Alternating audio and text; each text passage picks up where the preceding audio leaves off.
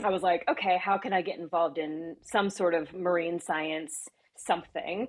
And this was a really nice way to be able to do that. It'll add that sighting to a map. You can put in additional details. You have other people confirm that that is actually what you saw.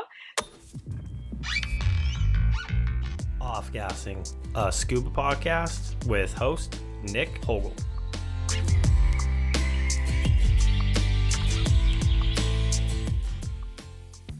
Traveling can lead to unexpected situations that can have an impact on our future path. A new adventure would move Alicia Christman back onto a journey to start teaching scuba again. A journey that began in Texas and continues to flourish in the Pacific Northwest. As she continues to develop her skills, moving from recreational to technical to overhead, she most enjoys capturing images to aid in identifying all creatures of the underwater world. Please enjoy. Alicia, how are you doing? It's this evening for you. It is. I'm doing well. Had a dive today. Sunny out here in Seattle, so I can't complain.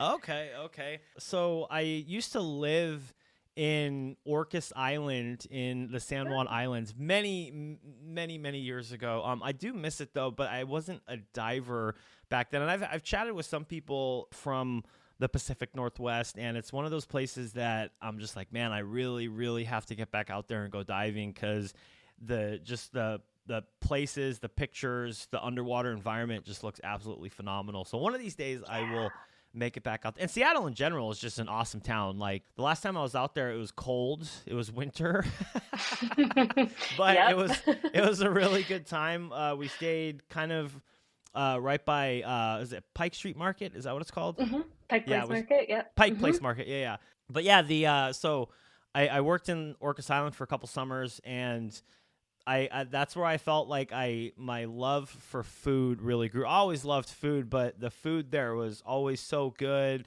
It's kind of my first introduction to fine dining, and the restaurants in Seattle are just. I remember there would be people that would go to Pike Place, pick out their ingredients for the day, and create their menu for the day or the week. It's pretty cool. So awesome. That's incredible. Yeah, and the seafood, I mean, I know diving and seafood is a little bit weird, but the seafood here is just incredible. So you can't, Oh, can't complain. that's actually where I fell in love with seafood. So it's funny Yeah. because I grew up in the Northeast, really good seafood out there, but I was just a kid, like, oh, I don't want to eat seafood, just give me burgers and chicken nuggets, things like that. And then when I worked in Washington, I was working at this really nice restaurant, and when the chef comes up to you and is like, hey, you have to try this, you don't say no, right? You're just like, yeah, let me try it. And I was like, wow, this is amazing. Yeah, basically, it's amazing. Yeah, I figured out it's all about the preparation of the food. So yes, seafood and diving, but as long as it's sustainably caught, then we're good, right? Yeah, exactly. Well, one, I want to welcome you to the podcast. Thank you very much for taking the time to join us today. I know we were kind of back and forth a little bit on scheduling, but thank you for making the time. And I'm very excited to kind of hear about your journey and where you're going, what you've been doing, because you've been traveling quite a bit, and I'm excited to hear more about it. Yeah, thanks for having me. Excited to talk about it. So my first question I always like to throw out is, tell me how and why you became a diver. Tell me about that first breath. Was it absolutely amazing? Was it, I absolutely hate this? Was it, this is all right, I think I could do a little bit more? Yeah. So I took my first breath underwater in my college pool. One of my friends who I worked with at A&M Commerce, where I went to college, was a scuba instructor, and he was trying to get a program set up in my school to have PE credit for scuba diving. Okay. And I was one of the first and only student that got PE credit in college for scuba diving instead of having to run or do whatever. So I did that, and it was love at first breath. Immediately fell in love with it.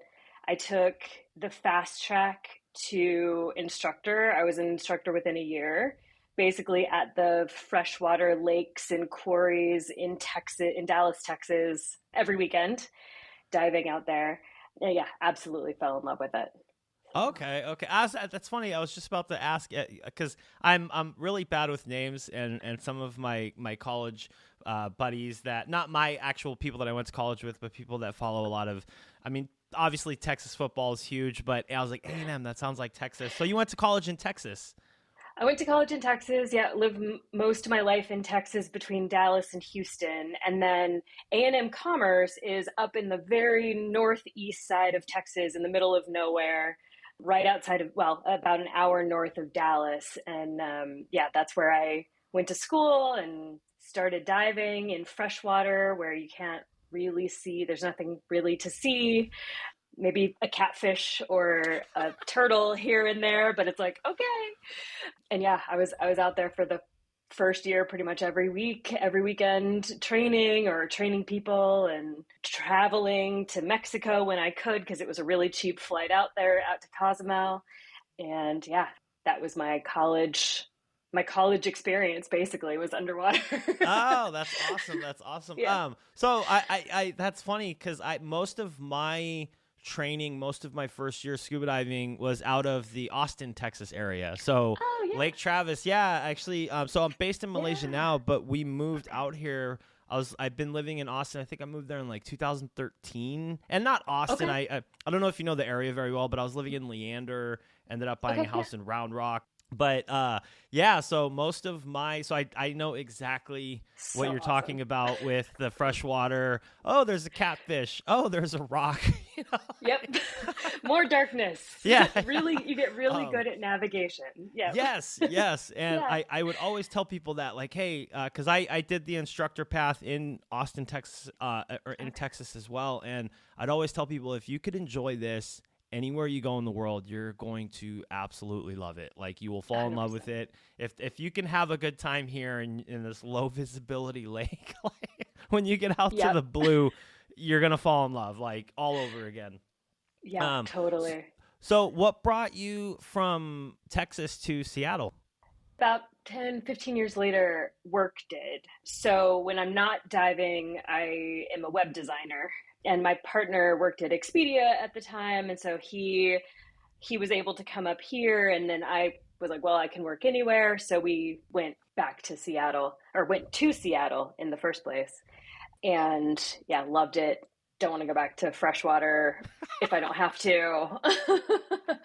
We live 10 minutes from the ocean, so it's a really nice commute. Tons of dive sites out here. So yeah, Okay, okay. What part of Seattle is it? Like north, south?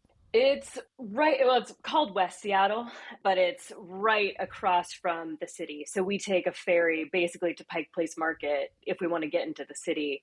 It's a 6 minute ferry. So it's really, really close to town. Okay, okay. Tell me a little bit about, so you said you were the one and only person to get credit. Did they stop after that, after you did your certification? They were just like, no more? I think so. I think what happened was that the person who was on the admin side of trying to get the class, like in the schedules and all of that, I think they left Oh. and the program just kind of fell flat.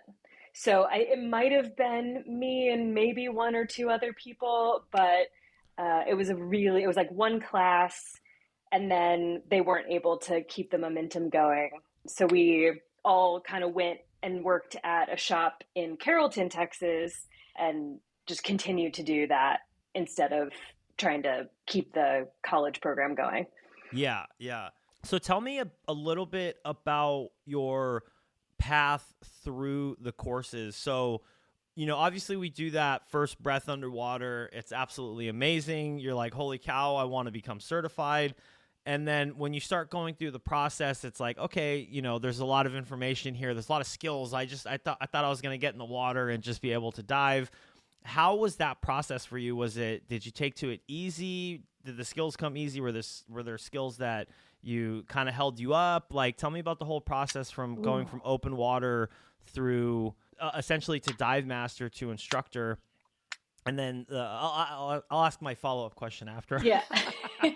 No, that's a really good question. I don't remember. It was 20 years ago. So I don't remember it being hard. I remember, of course, there were challenges with navigation and buoyancy is always a struggle, no matter who you are, I think, when you're just learning. But I remember being really excited to learn as much as I could. And I've continued that on till now, actually. But yeah, I don't remember things being super, like, getting hung up on stuff. I think I was in the water so much, and I had so much access to the water through my friends who were always diving. I had automatic buddies. I had people who were really excited about diving too, and they were able to work with me on things if I had trouble. So it was really nice to kind of have that mentorship, from basically the get go, Yeah, yeah. um, with a couple of guys that were really, really great divers and were just wanting to be in the water no matter who you were. Yes, it was really nice. But then, of course, as I've progressed, things have gotten harder, right? Dry suit, cave and cavern. I've done my tech stuff. So that stuff certainly has been challenging for sure. Yeah, no, I know all too well, and actually that was gonna be one of my questions a little bit further on because I believe we went to the same place to do our cavern to intro to cave training. But what were some of the local places that you were going in Texas, quarries? Because I know like in Austin, there's Lake Travis. We have Spring Lake down there, Cannon Lake. Cannon Lake. I think that's what it's called. But where were some of the places? Because I know. What is it? It's not blue? It's not Blue Lagoon. Is it? There's another dive site. It's man-made. It's kind of east of Dallas, kind of. What was it called? Yeah, it's like Scuba. Um, It was Clear Springs Scuba Park, and now it's Scuba Ranch. I think yes, they yes, yes, yes, renamed yes, it. yes. Yeah, that's where I mostly went.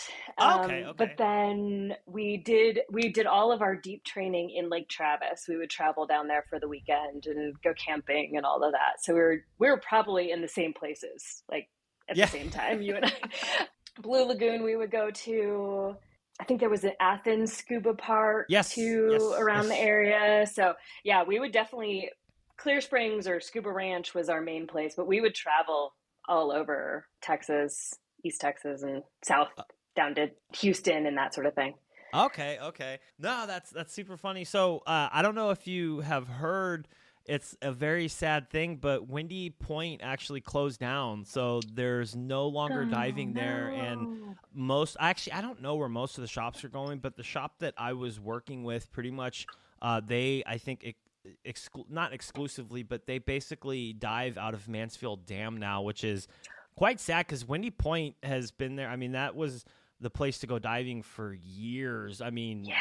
since probably actually I don't even know how early or how far back it goes, but I don't know what happened. I think I don't know exactly the story behind it, but I was very Mm. sad to hear that they closed down because that was such a great place for divers to go. It was dive friendly. It was closed off, so boats couldn't get in there. So it was safer Yeah. in a sense. They had the platforms, and you could get really deep there. So it was I was super bummed to hear about that. So tell me a little bit about, because I know when you're taking classes and you're doing this kind of all for yourself to get better, and then when you go from the recreational fun diving side to now you're a professional and you're in charge of people, how was that transition? Oh, it's still nerve wracking. Yeah, no, it was nerve. I think I was really excited because I had such great teachers. I was really excited to provide that to other people who were excited about diving. So while it was hard and certainly nerve wracking, I think because I was diving with those guys and they were mentoring me as I grew up into a dive master and instructor, then I felt really supported, which was nice. And then the shop that I went through, which was International Scuba, the course director, Patty Stewart, and all of those guys were just out there all the time, giving feedback, providing mentorship as well. So it was actually quite a nice transition. But Okay. I did do it super quickly. So it was like, I'm still learning myself what to do, let alone teaching people, right? So I took a longer time to get through my instructor and into specialty instructor and all of that. Just because I knew, like, I'm really new also. I'm not going to teach somebody that's more, more advanced skills until I know what I'm doing first. So, Yeah, yeah. Well, so I'm assuming you did the IDC in Texas. Where did you do the IE? it was in Texas too. We had one in Clear Springs. Or Oh, in, okay. yeah. I remember doing my was it assistant instructor. I think it was some assistant instructor training in February in Clear Springs. And it's a spring fed quarry, so it got really cold. I mean, it was colder than what's out here in Oh, the wow. bay in Seattle. And I remember doing that in a wetsuit.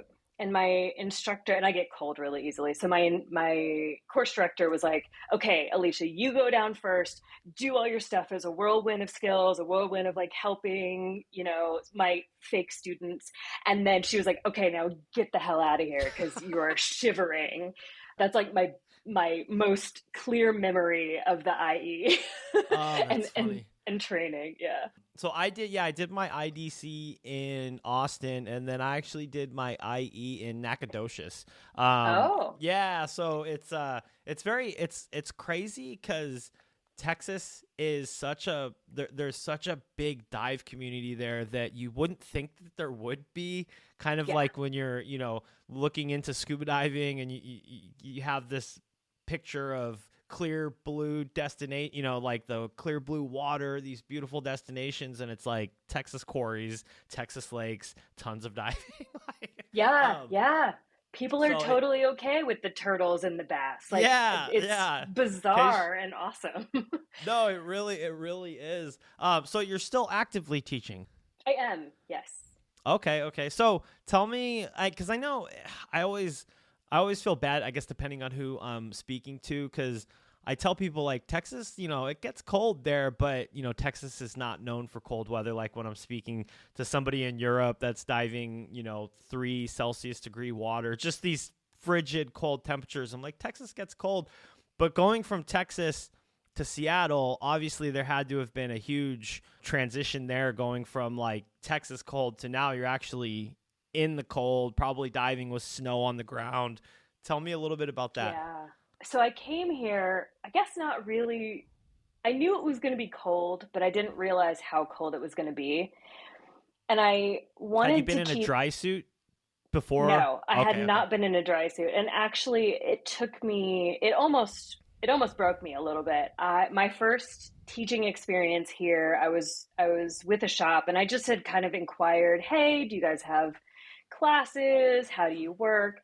And my class was kind of put together somewhat haphazardly. And I remember I had to have 2 waves of students, and I didn't have a dry suit, so I was in a wetsuit with probably, I don't remember probably 12 students, so I had to do a couple waves of them. And they gave me 2 certified assistants that actually weren't certified. They didn't have their certs up to be able to assist. So typically when you have certified assistants, they can take the open water folks on tours, they can watch while you're doing CISA. I had to do all of it, and they were Oh, just kind of there hanging out. So I ended up being in the water all day in a wetsuit. It was a 714, so like the shorty and the long one, but it was still so cold that by the end of the day I had brought a cooler of hot water for my students. I was like, "You can pour it down your wetsuits, it'll be great, whatever." I ended up being like, "I'm so sorry, I'm going to sit in the cooler so I don't get hypothermic." And I was just sitting there shivering. I was like, "This is not for me, I can't do this."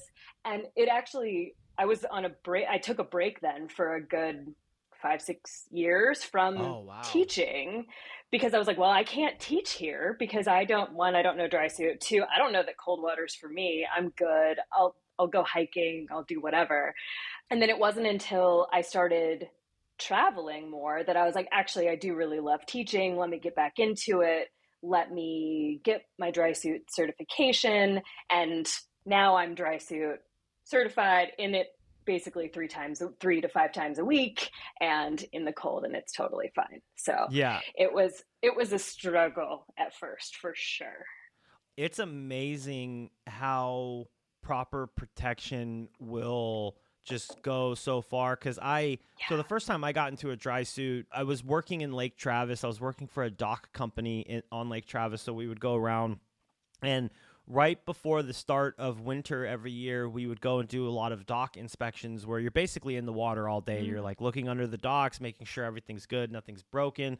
And I had a 7 mil wetsuit, but the problem was, I'd be fine in the water, but once I got out and you're on a boat and you're just flying and the wind is whipping and you're just freezing, I was like, okay, this isn't manageable. So I got into a dry suit. I actually got a really good deal out of Houston. It was a used dry suit. The guy worked at the Neutral Buoyancy Laboratory, so it's called. Yeah, and so it's kind of cool. I got to go there and do a little tour of the place. That's awesome. And sold me a really good dry suit for pretty cheap.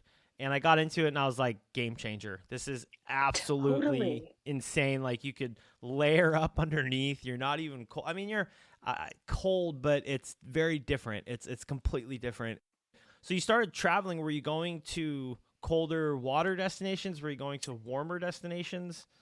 Not really. So in the time that I was on the teaching break, I went to places like Hawaii and the Caribbean, and and I would dive and do that sort of thing. But the trip that really changed things was actually to Turks and Caicos. Oh, okay. So warm water, but that's kind of an odd story as well. I was there as a guest on a liveaboard, and I got on that boat by a cancellation. So I wasn't supposed to be on that boat. And the chef on the boat had a medical emergency, had to be taken off. So they did some switching of staff and that sort of thing. And they were down a guide on the dive deck. And they knew I was an instructor, so they asked me to stay. And I stayed for an extra week as crew on the boat, Oh, that's pretty awesome. which was so rad. I was like, I called work, I called my partner, I was like, hey, I have this opportunity, I'm gonna take it, right? Yeah. So there I met all of the crew was fantastic, and I met a bunch of people, and I was kind of like, well, yeah, okay, actually, I can do this for some sort of living, and so let me do that. So when I came back home, I found a shop here, got my dry suit, started doing a bit of training. They tried to get me to teach pretty much immediately, and I was like, whoa, hold on, I need Yeah, to yeah. figure myself out first. And then that kind of started the whole dry suit journey, and really making teaching scuba diving more of a full-time thing than it was before. So Well, that is absolutely amazing to hear, because a yeah. lot of people would have jumped right in and said, "Yeah, I'll just start teaching," as opposed to taking a step back and saying, "Hey, let me get let me collect myself, get myself prepared." Unfortunately, that kind of, I guess, unfortunately, fortunately, I guess there's, you could look at it many different ways, but so I was actively teaching before I moved to Malaysia, and when I moved out here, it was for a completely different job. Where I live in Malaysia, there's no diving in the area. Obviously, I'm in a part of the world where there's diving everywhere. I'm an hour flight away from some of, in my opinion, the best diving in the world. Absolutely. So I had to take a step back from teaching, and at that point I was like, okay, well, let me focus on my education and start doing training, because you kind of get into that teaching side of things, and then your education, I don't want to say your education takes a step back, but a lot of people will focus on teaching and then they don't take a course for themselves for a while. So I'm like, you know what, I'm just going to take courses for myself, and it's been absolutely amazing, because since I stopped teaching, I'm just like, okay, I'll take classes for myself, and I've been absolutely loving it. And one of the things that I did, and I actually told myself I was going to do this before I left Texas, was I'm going to go and get cave certified. So I Nice. would like to hear about your journey.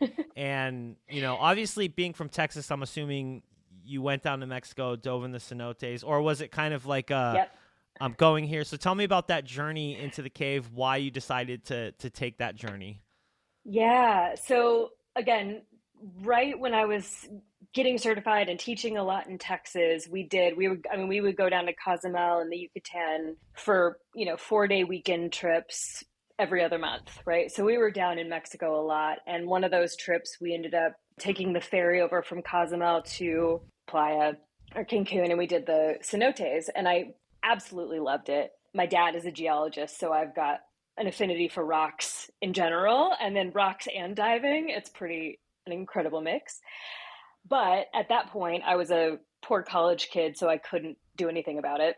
One of my friends that I was teaching a lot with, he did the cave class and was like, "Oh, it's so strenuous. It's so like you're going to cry. It's going to be so hard." Well, and I was like, "Okay, well, let me just it's something I want to do, but let me just wait." So, fast forward to this last winter, I guess, similar to you, I wanted to not just teach, I wanted to do a lot of things for myself. So before, I guess last year, I did a lot of tech training. So I got way more comfortable in a dry suit, way more comfortable in side mount and doubles, right? And so I was just like, okay, well, and I had the funds now. So I was like, well, this is the time to go and do it. And I wanted to go travel down there to Mexico over the winter. So I was like, cool, let me just do it. So I contacted Under the Jungle, and I was there for a full month, going from cavern to intro to cave to full cave, and managed to do it. There were a lot of times that I was like, oh, I don't know. I don't know if I'm going to get there. I don't know. Lots of times I was like, maybe this isn't for me. But yeah, they were really incredible and patient with me. And I basically had to relearn how to do side mount and my dry suit at the same time as I was doing cave and cavern, because it's just such different diving. Oh yeah, it's the caliber is the bar is set very high, especially at that shop. So I'm curious. So why there's obviously a lot of shops down in Mexico. There is Yeah. many choices. Why Under the Jungle? I heard from multiple people across the world that that was a place to go. And then I looked up Nat, and and I was like, oh, yeah, I mean, her photography is incredible. The training is incredible. Multiple word of mouth recommendations. I was like, all right, this is the place for me. And I really appreciated that there was like a lot of women at that shop as well. Just a lot of badass women coming together to dive wet rocks is Oh, just it's like the incredible. shop. Yeah, yeah, yeah. Yeah, No, I just incredible. like my kind of journey into the cave, I should say, is, obviously being from Texas. Yeah, you go down to Cozumel, you know about Cozumel, you know about the cenotes. It's just, especially being a diver, like you hear about Yeah, it.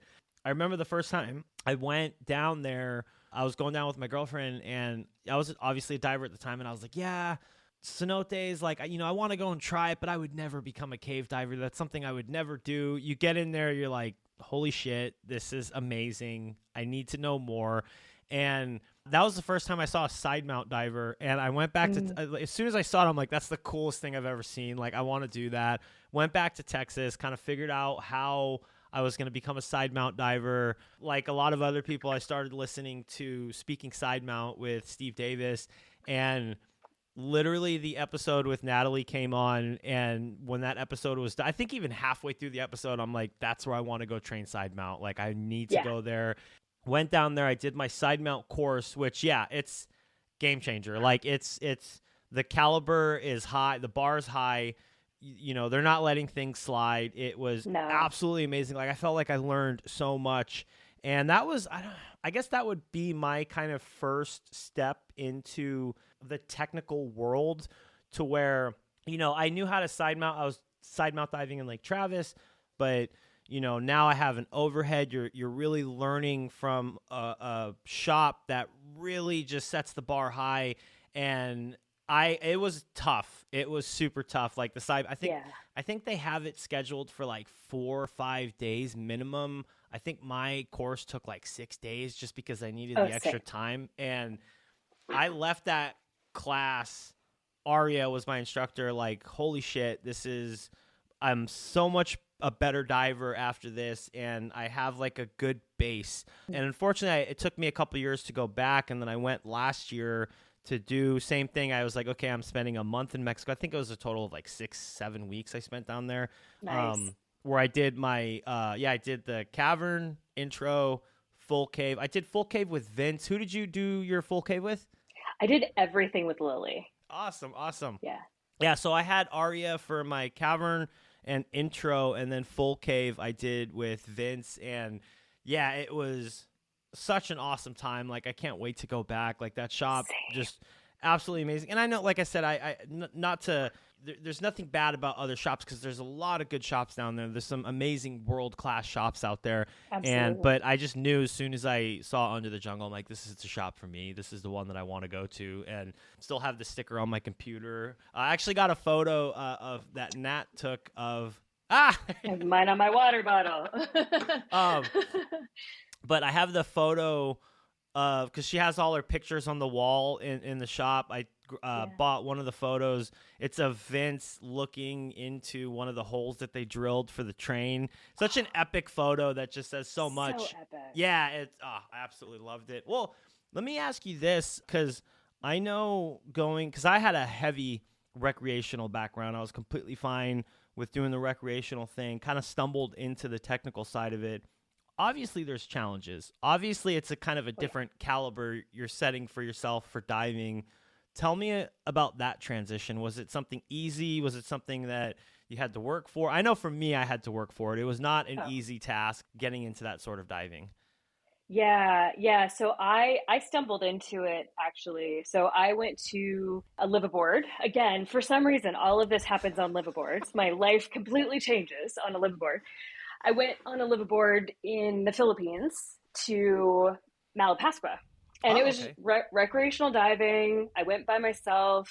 Actually, I went with a friend, and we just went to go recreational dive, see some thresher sharks. And I met a person there who was raving about tech diving, was encouraging more women in tech diving. We had a really great conversation, and he was basically like, "You should try tech diving." And I was like, "Oh, well, I've thought about it, but maybe, whatever." And he ended up going to a shop in Darwin in the Philippines, right outside of Dumaguete. And I was like, me and my partner were going to be in the Philippines for like around the Philippines and Malaysia and Thailand and all of that for 4 or 5 months. And I was like, hey, I really want to try this. So I went there too. And that was Darwin Tech Divers out of Dumaguete. And so I was going to just do an intro to tech class. And they were like, well, actually, you should just skip that and do your ANDP. And I was like, okay, all right, I'll do ANDP. And then I saw somebody do side mount, and I was like, I want to do that now. And I basically stayed there training. I did ANDP, I did side mount, and then I did extended range on both doubles and side mount. And I ended up signing up for a tech dive master program there. So, you got tanks and you got classes and you got to do your gas blender and a bunch of, equipment, workshops and that sort of thing. So I ended up staying there for a couple months doing all of that, and basically got the recreational knocked out of me in that time. So That's it made an amazing way to put it. Just knock the recreational. Just knocked out of me. And yeah, I mean, it was intense. The deepest I've been is 65 meters. I was going to do the advanced nitrox and then ended up being like, you know what, let me just do this for a little bit longer. And then had to leave, had some things happen back in Seattle, so I had to leave. And that's when I did the cave stuff. So I was already familiar with decompression theory and going deep and that sort of thing. But what I figured out is that even just side mount diving in a cave versus open water is just so incredibly different. Oh yeah. It's just amazing. So then when I went to Under the Jungle, then I got it knocked out of me again. I got that training knocked out of me again to then be a cave diver. What's nice about it is, having the skills to dive in a cave, it really does transition into everything else. And the level of diver that you become is so much higher, and it's such a great skill that you can bring to other types of diving, especially when you want to get into like overhead as far as wrecks or things like that. Absolutely. And obviously the Philippines is phenomenal for wrecks. There's a couple good places out there. I mean, more than a couple. Yeah.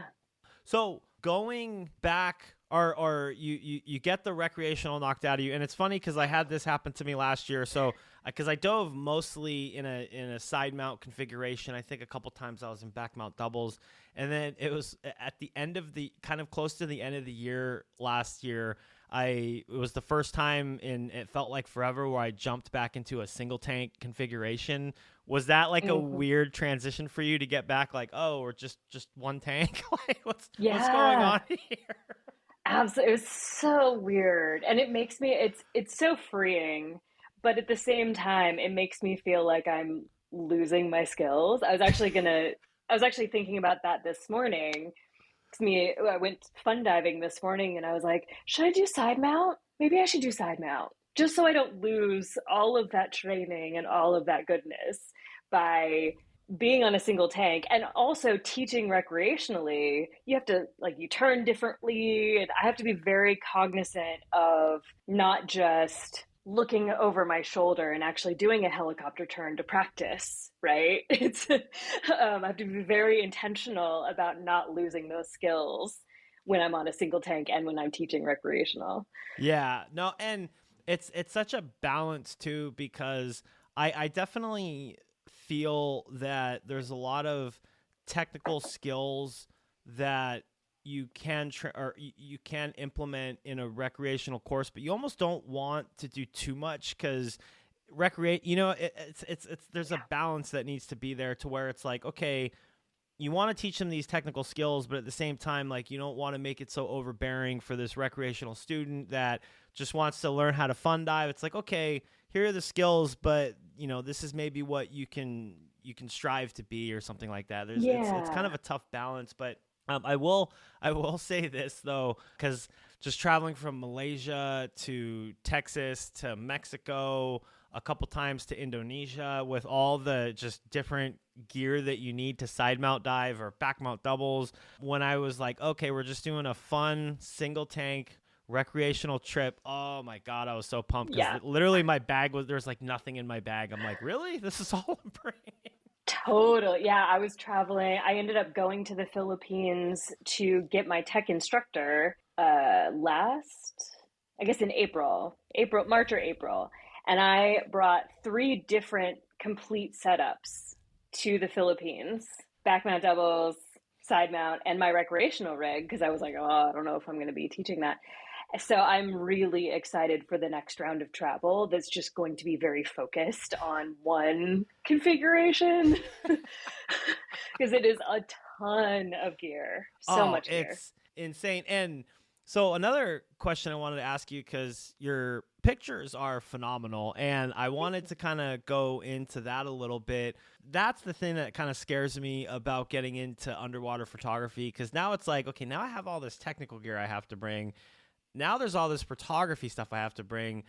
But well, tell me a little bit about how you kind of got into that side of it, because I wanted to also ask you about it's the iNaturalist. Hmm. Yeah, your site. So how did you kind Yeah. of get into that? Like, obviously, we all want to go down. We want to know what we want to see. We want to know the names. But how did you start getting into that side of things?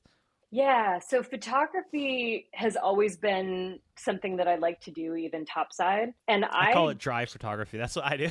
yes, exact dry photography, exactly. So I took photography classes from high school on. I was in a dark room from high school on, right, Oh, developing my okay. own pictures. So that's been a long time thing. And then I had a little point and shoot camera back in the day that took the crappiest pictures you could ever imagine. I have some of them actually, and I'm just like, holy moly, these are horrible. But it did the job. And then It's full circle. when Those are I coming back now. People I love those. know It's yeah, it's kind of funny how. it's a certain aesthetic, like the high flash, big shadows, like it's a vibe for sure. So yeah, so I did that, and then when I started, I guess when I went to Turks and Caicos, right before that, I got a dive Volk. Oh, So I had one of those for my phone and just fell in love with it. And there were a lot of photographers in on the liveaboard and folks that I worked with and all that. So I got a ton of pointers. So I was diving with the dive Volk and just my shitty old iPhone, really old iPhone for a long time. And then anytime I would upgrade my cell phone, I would just put that new one in the dive Volk. So it provided a really nice, really, really easy to use way to get into photography. And of course, then, you buy all the lights and the setup and macro, like little lenses and all that. And so I ended up getting into that. And then I'm really, really into macro photography, and that just wasn't enough. The cameras on phones are fantastic, but the zoom just wasn't the way I like the super, super macro Yeah. stuff.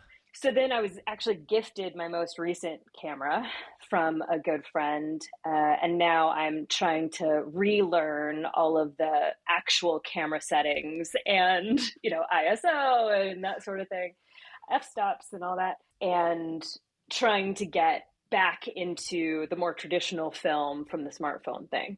So, but it's been incredible. And the macro up here, well, in the Philippines especially, and up here is just incredible. Like I said, 10 minutes away, I went today to do just a fun photo dive, and there were dinner plate size nudibranchs and then little itty bitty tiny nudies. And it's just right out in the cove that we always dive in for training. It's just right out there. It's awesome. So for it's such a back and forth thing. So I absolutely love dry photography. It's something that I do, and I especially feel in the part of the world that I am, literally even in Penang, Malaysia, I feel like is the most photogenic place in the world. Like, I make it a thing to go. So I live on the mainland of Penang is known mostly for the island, and then there's the mainland side of Penang. I live on the mainland side of Penang, and I literally try to go at least once a week, just walk around Georgetown, take pictures. And it's such an amazing place for dry photography. And then just all over Southeast Asia, I think is such a colorful, beautiful place to capture. And I'm like, I don't want to say I'm terrified to bring, I think for me, it's just kind of the cost, but because I have a full frame, just Sony, it's a A7 IV, I really enjoy the camera. I remember when I bought the camera, I bought it at a dive show, and they're like, oh, okay, so you want the housing for it, and you look at the housing, and it's like, that's more than the camera. Yep. I can't do that right now. And so I always had a little GoPro. I have the DJI Action 3, I think it is right now. And it's a phenomenal thing for certain aspects of the photography, but you can't get the little stuff. You cannot do anything small. And then my partner, actually, she just got a dive. I always say dive yoke, but I know it's dive voke. It's, tomato. Yeah. I was kind of blown away because obviously the iPhone can take really good pictures, and Absolutely. compared to the action cam, where it's, super wide angle lens, you can't really get close up on anything. Now you have this thing where you could actually get pretty close. It's actually takes really phenomenal pictures. And I was like, man, I want to bring the camera underneath the water. Like, it would be so cool. Tell me a little, because obviously macro is a whole different genre of photography. Oh, yeah. Even dry photography, it's there's an art to it. I mean, obviously photography is an art, but getting into the macro side of things, because now you're trying to capture this little thing, like, tell me a little bit about the challenges of trying to do macro photography. Whew. I mean, buoyancy, first and foremost. That was one of the great things that I brought back from the cave experience, actually. I thought I had pretty decent buoyancy, but man, after that class, it was just a game changer for photography as well. I ran into a friend, or I dove with a friend a couple weeks ago, that had a little tripod, and that actually was kind of a game changer. I tried it today for the first time for myself, and that's a game changer just for stability. Yeah. Because even if you have great buoyancy, right, you're breathing in and out a little bit, you're going up and down, especially for the macro. You're just like, it's a big reason why I haven't done video yet, too. Just because I'm like, everybody's going to judge my buoyancy if you see my camera just going up and down. But yeah, I mean, I would say buoyancy is the biggest challenge with underwater, especially macro photography, but underwater photography in general. I would say probably the second one is lighting, especially here in Seattle. The water Texas would be the same, right? If you want to photograph a catfish. The water is so murky, and there's so much sediment in the water that figuring out the lighting setup is just hard mode. Making sure that there's not backscatter, making sure that you're lighting the thing appropriately. If you add a snoot in there, it just doubles the complexity of it, right? I can't tell you, like, out of, I think maybe every photographer says this, but out of, 100 pictures, they maybe get 10 somewhat decent, right?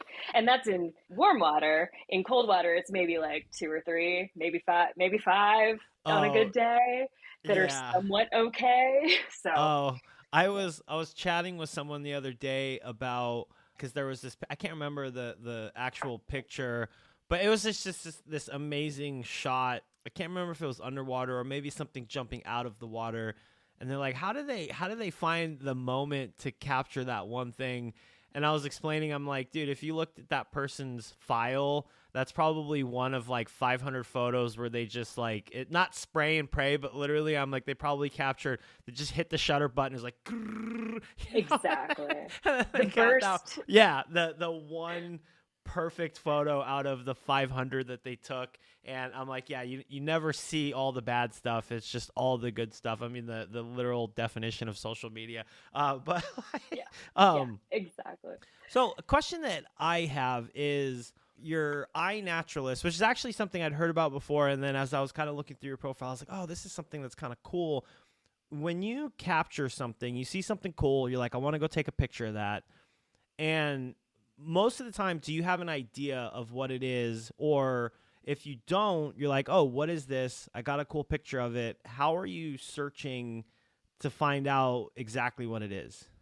Yeah. So iNaturalist is a great resource. They have really great magic behind the scenes to ID critters, especially if you put the location in there. So Oh, it'll okay. it'll say this one's visually similar. I'm sure there's some sort of AI stuff happening in the background. This one's visually similar. This one's in that location or around that location. So you can kind of pare down some of the ID automatically there. The other tool that I use a lot is Google Lens. I just upload a picture and then Google will give me recommendations. But what I love about iNaturalist, even if I know a critter, because I take a lot of pictures of similar things. I'm diving in similar places a lot, even when I'm traveling. My process for uploading a photo into social media is to upload it into iNaturalist first, because it adds to the social science database of taxonomy and identification and tracking where critters are around the world. So I love that social science aspect of it. If I could go back again, I would be a marine biologist. But in lieu of that, I was like, okay, how can I get involved in some sort of marine science something? And this was a really nice way to be able to do that. It'll add that sighting to a map. You can put in additional details. You have other people confirm that that is actually what you saw. So it just adds to the database of perfecting where these critters live, how they migrate, where else in the world can you find similar things, that sort of thing. So it's a really nice kind of easy way to contribute to the marine. I was science. Like, okay, how can I get involved Yeah, because it's in something some that sort of marine I science because I'm something? so And this was bad a with really identification. nice Obviously, I've way to taken be able some to do that. identification It'll add courses, that and sighting to a map. You can certain put in things I additional kind of know details. what they You are, have but other people sometimes I'll, confirm because that that is actually what you I saw. can't remember what the books are called, but like almost every dive center in the world has them, where it's like you flip through, after the dive, you're logging your dive. Oh, we saw this one fish that looks like this, and then Yeah. you look at it and you're like, it didn't quite look like this. It was slightly different, but they only have the one picture, and then you got to do a little bit more research to figure out, okay, that this is exactly what I saw. And Mm-hmm. so I've been trying to get a little bit better to where I'm like, okay, I have footage. Like I have footage of stuff, not pictures, obviously just video of things. Maybe I can kind of look and learn a little bit more about what I'm seeing. So I'll definitely have to look and more into iNaturalist, because I like that they compare, and AI, I mean, it's the world we're living in. They can go on the internet and probably look at 1,000 different photos in 2 minutes, even shorter, and say, this is what you have. This is what this is. Yeah. And I think that's a pretty cool aspect. So I'll definitely have to look more into that. And then the other question I wanted to ask is, so you do prints of some of your photos. I'm getting into it. Yes. Okay. Can you That tell is me the goal. Okay, can you tell me a little bit about that? Because as a photographer, I just want to know, even dry photography, because I know like people like, oh, well, you need so many megapixels, or you needs to be set this way in order to get really good prints. Obviously, doing stuff underwater, there adds a whole nother layer to that. Can you tell me a little bit about that process from going from actual taking the picture into printing? Yeah, no, it's interesting because so my background as a web designer started in advertising. So I was trained in programs like Photoshop and doing, actually printing print media in magazines and that sort of thing, right? So this takes me all the way back to that world. So for me, I like to do a lot, well, not a lot, but I like to do some editing. So I use a program called Affinity Photo. It's basically a Photoshop-esque thing, but it's way, way, way cheaper and has it doesn't have a subscription, so it's way more attainable for just anybody.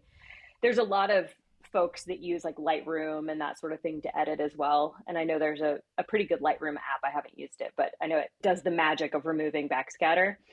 I personally really love just getting in there and removing the backscatter by hand. It's just a weird, takes me back to the day of of my advertising world, and I find it really relaxing. So I'll come in, download my pictures pretty much immediately, choose the ones that I want to try and edit, and then I'll take them into Affinity Photo and edit them. And then most of what I've done thus far has been just posting on social media because I like to share what I take. But as I'm moving into print and even preparing for contests and galleries and that sort of thing, there's some settings like changing the format from RGB to CMYK for printing. That's one of the key ones. Is and that then that's post, right? It's in post. Yeah. Okay. Yep. Yeah, I shoot in RGB just because that's what I am typically going to use to post on the web. But anything print should be done in CMYK. And then I shoot in both RAW and JPEG. So RAW allows me to have the bigger files so I can increase the file size if I want to print things really big. But generally, you just need to, even the smartphones, I just put one of my photos, got into a gallery in Arizona, and I took it on my iPhone or whatever phone I was using in my dive Volk at the time.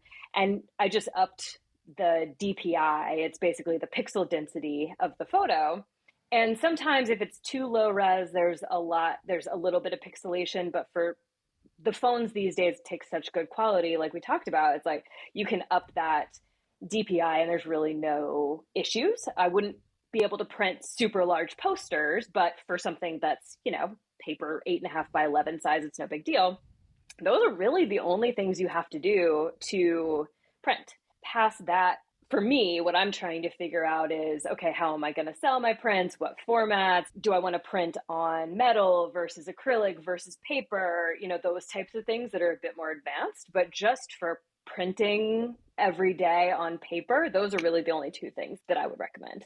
How did you find the place in Arizona? Was it just something you entered randomly, or how did you hear about it? Yeah, I Instagram. Oh, okay. Yep.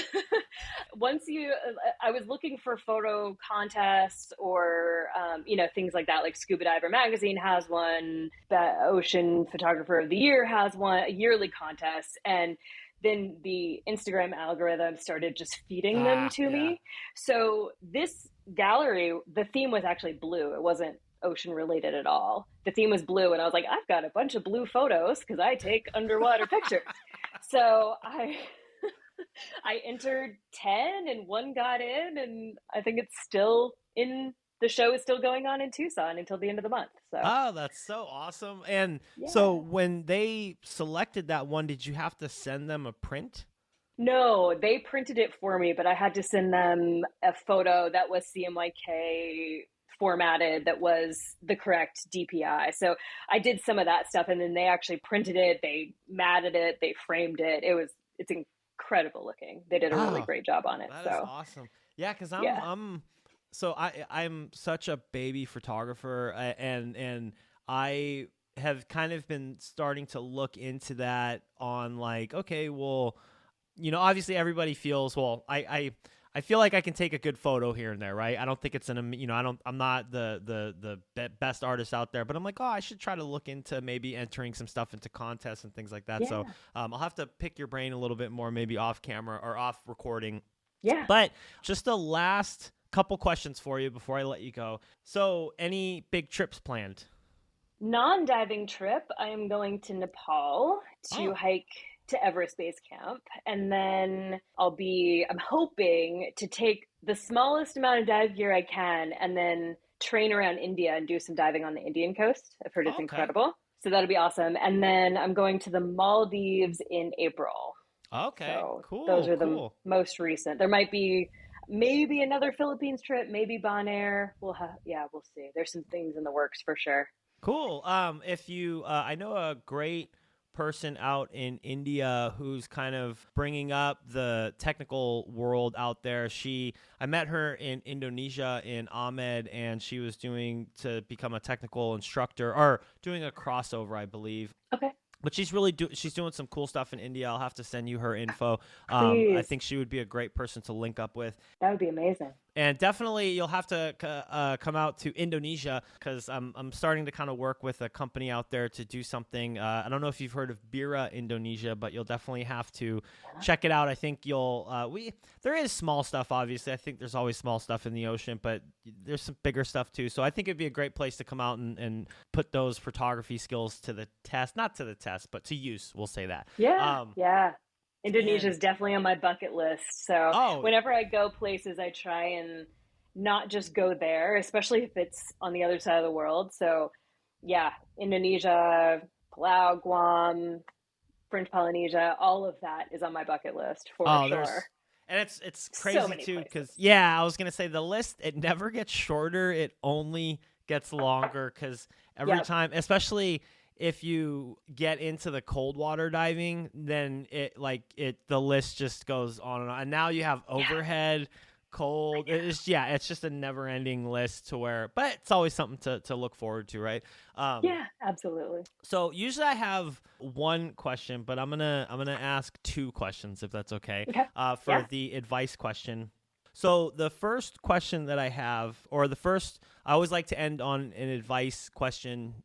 Kind of, most people know the platform at this point, but the question that I have is, what is the best piece of advice that you could give to somebody who is recreational and they want to start going down that technical route? Ooh, that's a good one. I might have more than one piece of advice. I would say give yourself grace. It is hard as hell. Be patient with yourself, and it will level you up as a diver.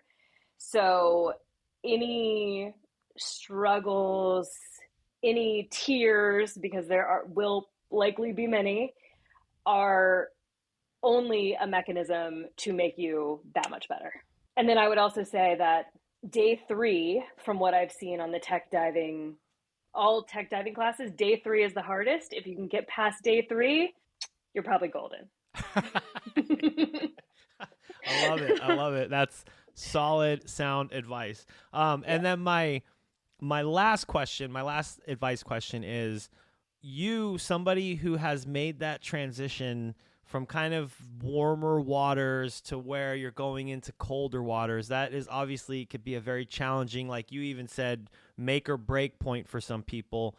What is the best piece of advice you could give to that person who's about to jump into the cold side of diving? Yeah, I mean, I think with that and tech, right, it's hard mode. And just coming in, realizing that it's going to be different, your buoyancy is going to be different, the length of your dives is going to be different, your air consumption is going to be different. Just coming in, realizing that that's the case, will put a lot of stress at ease, I think. We have a lot of people in Seattle. It's interesting. We have a lot of people that come here on vacation and they do tours with us, and they've only done freshwater, and they come in and they're like, I've done freshwater. I've got, thousands of dives on freshwater. I'm good. And you get them in the water in 14 millimeters of neoprene and 30 pounds of weight on their back, and they look like they're brand new open water divers. And I think there's kind of two things there, right? With any gear change, no matter if you're changing your gear in fresh or salt water, cold or warm water, any gear change is going to take you back to square one. You have to relearn everything. And coming in with that mentality from the get-go it's going to be different. It's going to be hard. You will get over it. It'll take 25 to 50 dives to be okay in a dry suit. And that's just how it is. So I think with tech or with diving cold, perfection is never the goal. doing it is, in the first place, is an accomplishment in itself. Scuba generally isn't super graceful, so just be okay with that. You know, we've got boogers all over our face, right? When we come up, like that's just going to be expedited in cold water. You're just going to have snot all over your face. It's okay. Um, and I think in general, my mantra always has been, the minute that my ego gets in the way is the minute I stop diving. And that's the same with learning new things. That's the same with tech. That's the same with cold water, right? Put that ego aside and just be there for the experience in the moment. Realize you're new and you'll get better if you want to. Awesome. Awesome. Alicia, I really, really want to thank you for coming on to the podcast today. This has been absolutely wonderful. And it's cool because definitely our paths have crossed and kind of we've been to the same places, and hopefully we will be able to get in the water and get a dive in. And I look forward to more of the pictures and everything that you have going on. So thank you very, very much for coming on to the podcast today. Absolutely. Thanks for having me. It's been a blast.